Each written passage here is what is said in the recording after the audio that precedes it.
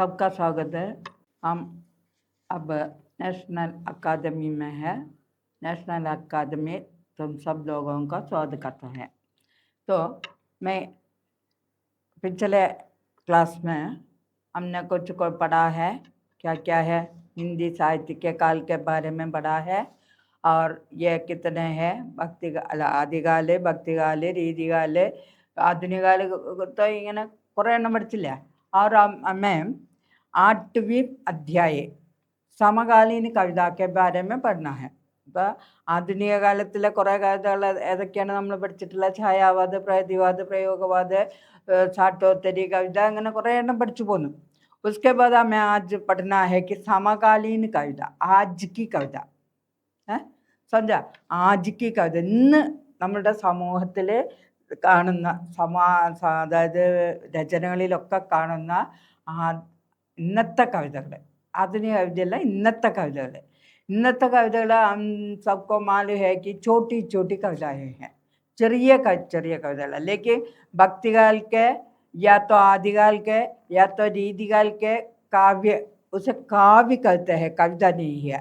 काव्य और महाकाव्य, खंडकाव्य आदि अनेक प्रकार है.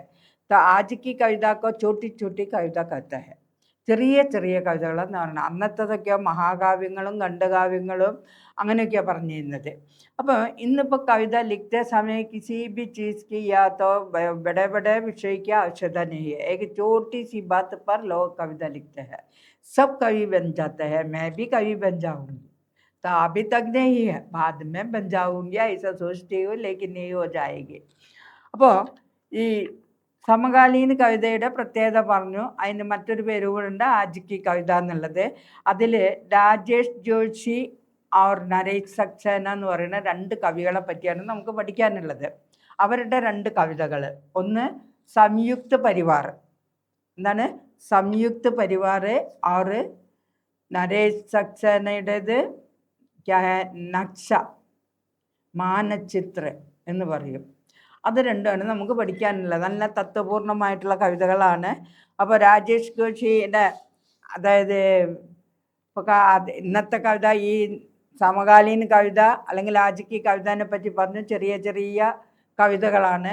വ്യക്തി, നമ്മളുടെ സമൂഹത്തിലുള്ള സാധാരണ ജനങ്ങളുടെ പ്രശ്നങ്ങളെ അഭിവ്യക്തപ്പെടുത്തുക, അതായത് പ്രകടമാക്കുക.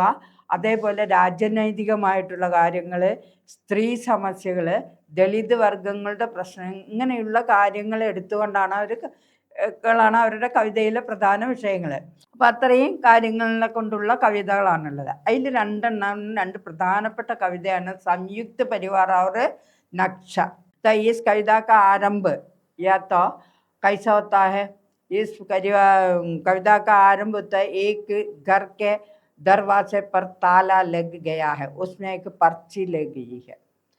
तो कवि कहता है कि वहाँ ताला लग गया है और उसमें एक पर्ची देखता है.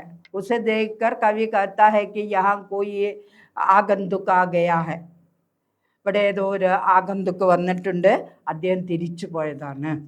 ആഗന്തുകിനെ കിസ്കെ ലിയെ ആയാ ഹെ, ഉസെ ലിഖ്കർ ഏക് പർച്ചി ഉസ് താലെ മേ ഡാൽ ദിയാ ഹെ. അയാൾക്ക് എന്താണോ പറയാനുള്ള, അയാൾ എന്താവശ്യത്തിനാണോ വന്നതെങ്കിൽ അത് എഴുതിയിട്ട് ആ താല പൂട്ടിൻ്റെ മേലെ വെച്ചിട്ടും പോയിട്ടുണ്ട്. പിന്നീട് എന്താണ്, കവിക്ക് ആ വന്ന വ്യക്തി എന്തിനു വന്നതാണ്, കിസ്കെ ലിയെ ആയേ ഹെ, ഉസ്കെ ജരൂരത്ത് ക്യാ ഹെ, उसके पानी की ज़रूरत थी, वो तो हमारे साथ बैठकर चाय पीने के लिए आए हैं. അങ്ങനെ ഒരുപാട് കാര്യങ്ങൾ അദ്ദേഹം ചിന്തിക്കുകയാണ്. അയാൾ എന്തിനു വന്നതായിരിക്കും, ദൂരെ നിന്നൊക്കെ വരിക വെച്ചാൽ ദാഹിച്ച് പൊരിഞ്ഞ് വരികയായിരിക്കില്ല, അപ്പോൾ ഇതോടെ പാനി വേണ്ടി വരിക അയാൾക്ക്. ഇങ്ങനെ ഒരുപാട് കാര്യങ്ങൾ പറയാണ്. അപ്പോൾ അങ്ങനെയുള്ള ആ സംയുക്ത പരിവാറും ഇന്നത്തെ अक्कल परिवार तमिल व्यत्यासंगाണ് कवि അതിൽ പറയുന്നത്. अक्कल परिवार की बढ़ाई क्यों होता है, संयुक्त परिवार के टूटना क्यों होता है, അതും അദ്ദേഹം പറഞ്ഞു. अक्कल परिवार नागरी जीवन के कारण होता है. ഒക്കെ ജോലി കിട്ടിയൊക്കെ പട്ടണത്തിലാണ്. പട്ടണത്തിലാവുമ്പം ഭാര്യനെ കൊണ്ടുപോകും. ഭാര്യനെ കൊണ്ടുപോയി കഴിഞ്ഞാൽ പിന്നെ അവരെല്ലാം അവിടെയായി. അപ്പം ഇങ്ങനെയുള്ള കുറേ കാരണങ്ങളും ഒക്കെ പറഞ്ഞ് നല്ല ഉഗ്രൻ ഒരു കവിത ആണ് സംയുക്ത പരിവാർ. അപ്പോൾ ആ രണ്ട് പരിവാർ, അതായത് അക്കൽ പരിവാറും സംയുക്ത പരിവാറും തമ്മിലുള്ള ആ വ്യത്യാസവും കവി പറഞ്ഞിട്ടുണ്ട്. അതെല്ലാം നല്ല രസകരമായ രീതിയിലാണ് കവി വന്നിട്ടുള്ളത്. പഠിയെ ദേക്കിയെ കൈസി ബാത്ത് ഹെ. ഇനി രണ്ടാമത്തത് നരേഷ് സക്സേനയ്ക്ക് നക്ഷ മാനചിത്ര, അതാണ് എന്ത് അടുത്തത് പഠിക്കാനുള്ളത്. അപ്പം മാനചിത്രം നിങ്ങളെല്ലാവരും കണ്ടു കാണണം. ഭൂപടം അല്ലേ, ഇന്ത്യൻ്റെ കണ്ടിട്ടുണ്ടാവും, ഏഷ്യേൻ്റെ കണ്ടിട്ടുണ്ടാവും, പിന്നെന്താ ഗ്ലോബ്, അതായത് ലോകത്തിൻ്റെ മൊത്തമുള്ള പടം നിങ്ങൾ കണ്ടിട്ടുണ്ടായിരിക്കും, എല്ലാം കണ്ടിട്ടുണ്ട് അല്ലേ. ലോകത്തെ മുഴുവൻ ഒരു ബോൾ പോലെയല്ല ഒതുക്കി വെച്ചിട്ടുള്ളത്, ഇന്ത്യനെ ചെറിയൊരു കടലാസിൻ്റെ ഉള്ളിലല്ല അടക്കി വെച്ചിട്ടുള്ളത് അല്ലേ. അപ്പോൾ ആ മാനചിത്രം എന്ന് പറയുന്നത്, നക്ഷ എന്ന് പറയുന്നത് വലിയൊരു കാര്യത്തെ ചെറിയൊരു രേഖയിലാക്കി വെക്കുകയാണ് ചെയ്യുന്നത്. അപ്പോൾ ആ രേഖ അല്ലെങ്കിൽ ആ മാനചിത്രത്തിന് അല്ലെങ്കിൽ ആ നക്ഷയ്ക്ക് ഏക്ക് പൈമാനാഹെ, ഒരു എന്താ പറയുക, അതിനെന്താ പറയുക, ഒരു അളവും തോന്നുന്നുണ്ട്. ഇപ്പം നിങ്ങളൊക്കെ പഠിച്ചു കണ്ടിട്ടുള്ളതും 10ലും ഒക്കെ പഠിക്കുമ്പം കാണാമല്ലേ, അതായത് ഇപ്പോൾ ഒരു റോഡിൻ്റെ നീളം പറയുകയാണെങ്കിൽ അല്ലെങ്കിൽ ഒരു വീതി പറയുകയാണെങ്കിൽ ഒരു 100 കിലോമീറ്ററിന് ഒരു തോത് വെക്കുക ചെയ്യുന്നത്. ഒരു പുഴയുടെ നീളം ഒരു 1000 കിലോമീറ്റർ ആണെങ്കിൽ ആ 1000 കിലോമീറ്ററിന് 1 കിലോമീറ്ററിന് അല്ലെങ്കിൽ 100 കിലോമീറ്ററിന് 1 സെൻറ്റിമീറ്റർ എന്നുള്ള തോത് വെക്കും. അപ്പോൾ 1000 കിലോമീറ്ററിന് എത്ര സെൻറ്റിമീറ്ററിന് വേണ്ടി വരും എന്നുള്ള നിങ്ങൾ കൂട്ടി വെക്കും. അപ്പോൾ അത്ര നീളം അതിൽ കാണുള്ളൂ.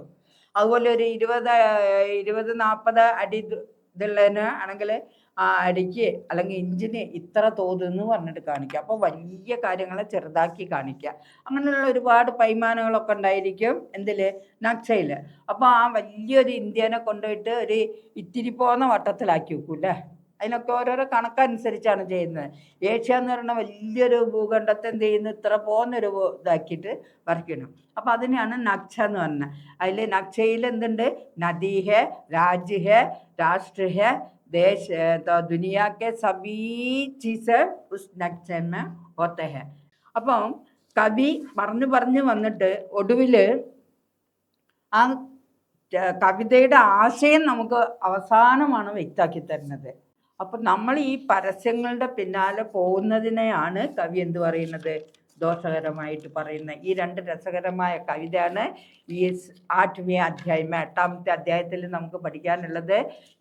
आओ और हमारे साथ मिलकर पढ़िए, समझिए और आपकी क्या लक्ष्य है उससे सफल बनना चाहिए. उसके लिए हम तुम्हारे साथ हमेशा रहेंगे. नेशनल अकादमी आपकी सभी प्रकार की सहायता करने के लिए सदा तैयार है. आइए और शामिल हो जाइए. अच्छा तो धन्यवाद, बाद में मिलूंगे.